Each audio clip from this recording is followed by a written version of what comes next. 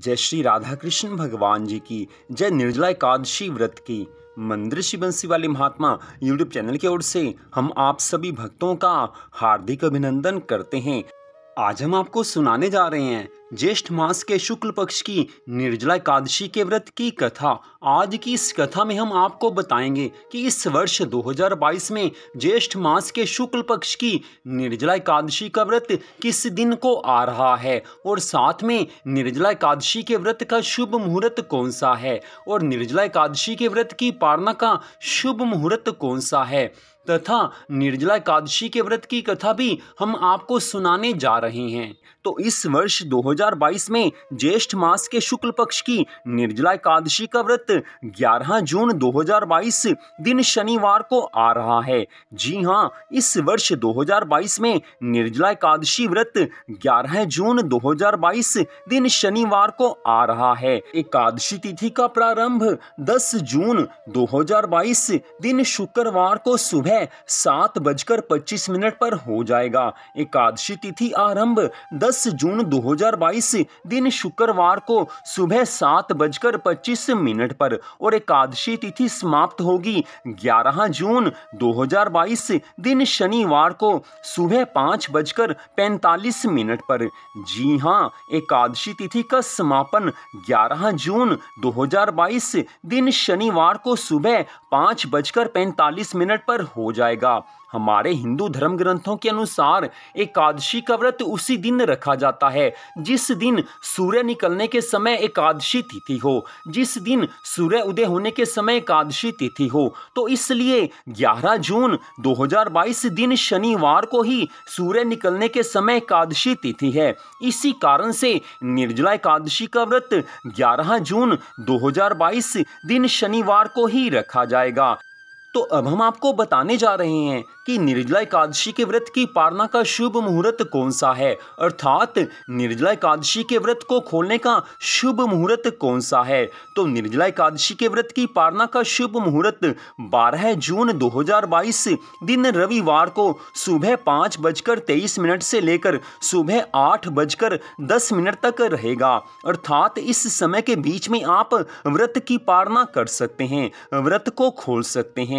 निर्जला एकादशी के व्रत की पारणा का शुभ मुहूर्त 12 जून 2022 दिन रविवार को सुबह 5:23 से लेकर सुबह 8:10 तक रहेगा। इस समय के बीच में आप व्रत खोल सकते हैं, अर्थात व्रत की पारणा कर सकते हैं। तो अब हम आपको सुनाने जा रहे हैं ज्येष्ठ मास के शुक्ल पक्ष की निर्जला एकादशी के व्रत की कथा, जो कि इस प्रकार है। युधिष्ठिर ने कहा, हे श्री कृष्ण भगवान जी, हे प्रभु, अब ज्येष्ठ मास के शुक्ल पक्ष में जो एकादशी हो उसका वर्णन कीजिए। भगवान श्री कृष्ण जी कहने लगे हैं कि हे राजन, इसका वर्णन परम धर्मात्मा सत्यवती नंदन व्यास जी करेंगे, क्योंकि ये संपूर्ण शास्त्रों के तत्वज्ञ और वेद वेदांगों के पारंगत विद्वान हैं।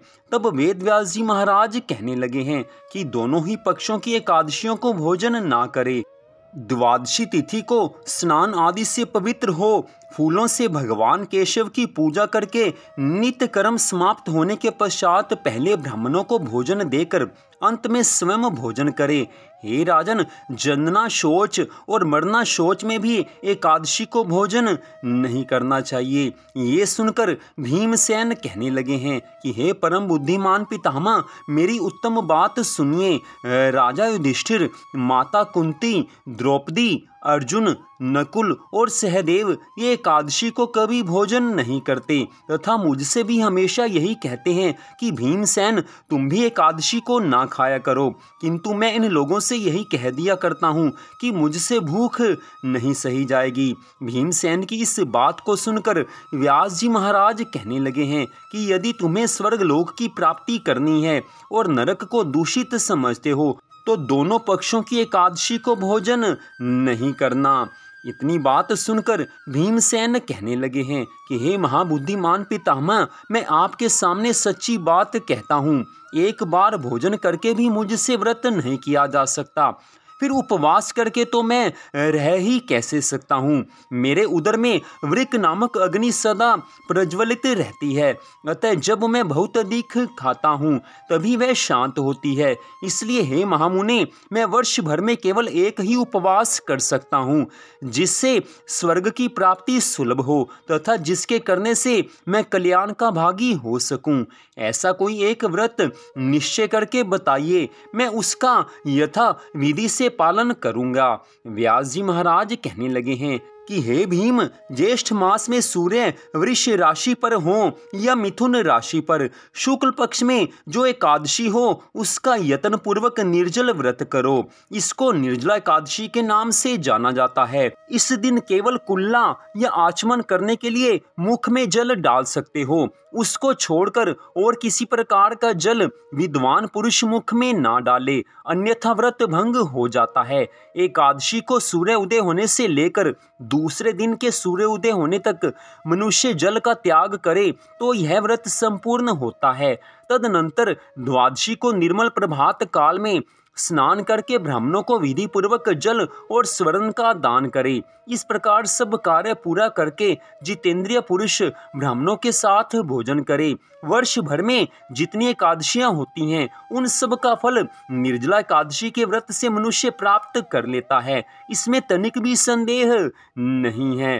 अर्थात निर्जला एकादशी का व्रत रखने से वर्ष भर की सभी एकादशियों के व्रतों का फल मिल जाता है।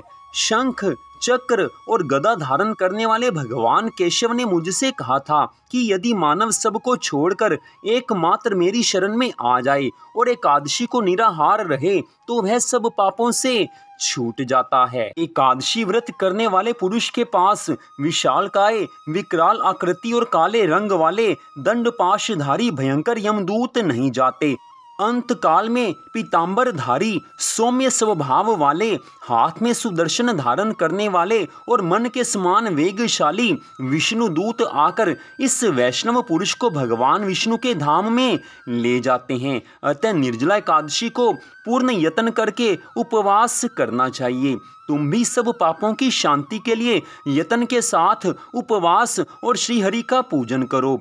स्त्री हो या पुरुष, यदि उसने मेरु पर्वत के बराबर भी महान पाप किया हो तो वह सब एकादशी के व्रत के प्रभाव से भस्म हो जाता है। जो मनुष्य उस दिन जल के नियम का पालन करता है वह पुण्य का भागी होता है। उसे एक एक पहर में कोटि कोटि स्वर्ण मुद्रा दान करने का फल प्राप्त होता सुना गया है। मनुष्य निर्जला एकादशी के दिन स्नान, दान, जप, होम आदि जो कुछ भी करता है वह सब अक्षय हो जाता है। यह स्वयं भगवान श्री कृष्ण जी का कथन है। निर्जला एकादशी को विधि पूर्वक उत्तम रीति से उपवास करके मानव वैष्णव पद को प्राप्त कर लेता है। जो मनुष्य एकादशी के दिन अन्न खाता है वह पाप भोजन करता है।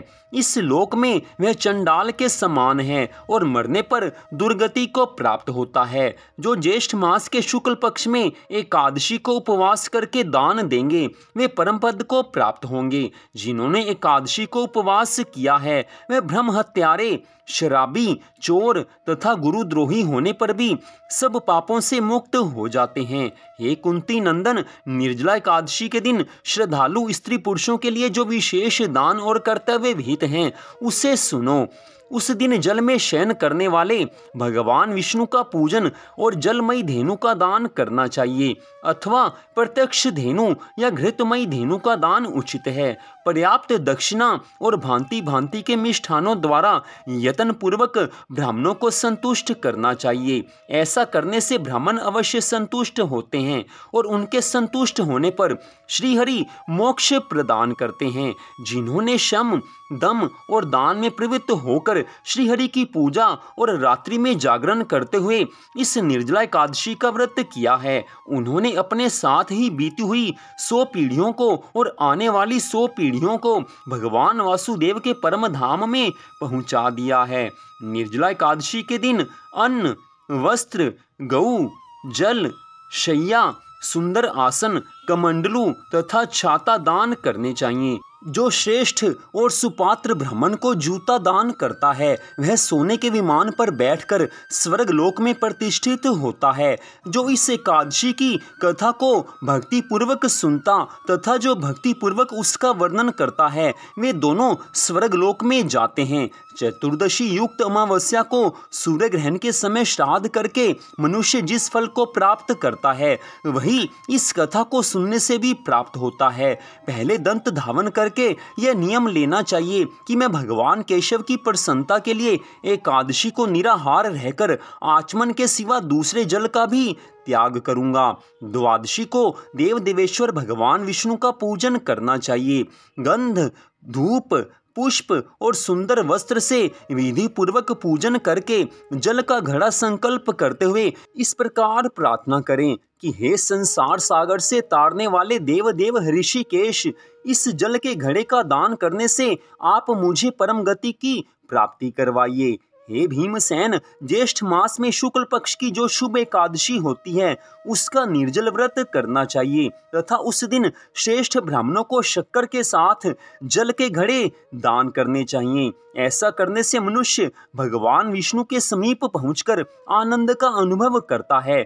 तत्पश्चात द्वादशी को ब्राह्मण भोजन कराने के बाद स्वयं भोजन करे। जो इस प्रकार पूर्ण रूप से पाप नाशनी निर्जला एकादशी का व्रत करता है वह सब पापों से मुक्त होकर भगवान विष्णु के परम पद को प्राप्त हो जाता है, अर्थात भगवान विष्णु के धाम में चला जाता है। सदा के लिए भगवान के चरणों में उसका वास हो जाता है। यह सुनकर भीमसेन ने भी इस शुभ एकादशी का व्रत आरंभ कर दिया। तब से यह लोक में पांडव द्वादशी के नाम से विख्यात हुई। तो इस प्रकार मंदिर बंसी वाले महात्मा यूट्यूब चैनल की ओर से आपने निर्जला एकादशी के व्रत की कथा को सुना। निर्जला एकादशी के व्रत से संबंधित बड़ी विशेष जानकारी वाली कुछ वीडियो हमारे चैनल पर आने वाली हैं, उन्हें भी कृपया आप जरूर देखें। एक एक बात को आप ध्यान से सुनें, आपको भगवान की कृपा प्राप्त होगी और विशेष जानकारियां आपको मिल जाएंगी। तो आप सबका हार्दिक धन्यवाद। भगवान श्री राधा कृष्ण जी की, भगवान श्री लक्ष्मी नारायण जी की निर्जला एकादशी व्रत की अनंत कृपा सदा आप सब पर, आपके परिवार पर बनी रहे, इसी मंगल कामना के साथ जय श्री राधा रानी सरकार की, जय श्री कृष्ण भगवान की, जय निर्जला एकादशी व्रत की। जय जय श्री राधे, जय जय श्री राधे, जय जय श्री राधे श्याम।